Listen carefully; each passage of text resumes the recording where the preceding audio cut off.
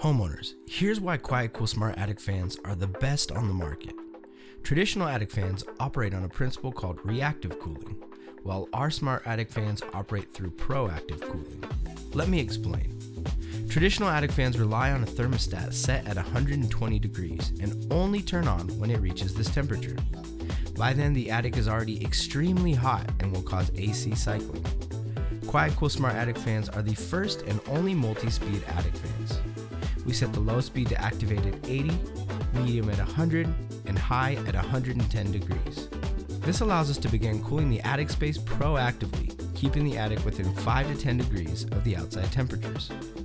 The best part is that your QuietCool Smart Attic fan allows you to control and monitor the temperature and humidity from the convenience of your phone. It comes with a variety of customizable presets to make ventilating your attic space a breeze. It even has an ultra energy efficient ECM motor. When running on low and medium speed, your fan is using the equivalent of a couple of LED light bulbs worth of energy. In comparison, traditional attic fans can use up to 10 to 20 times more energy.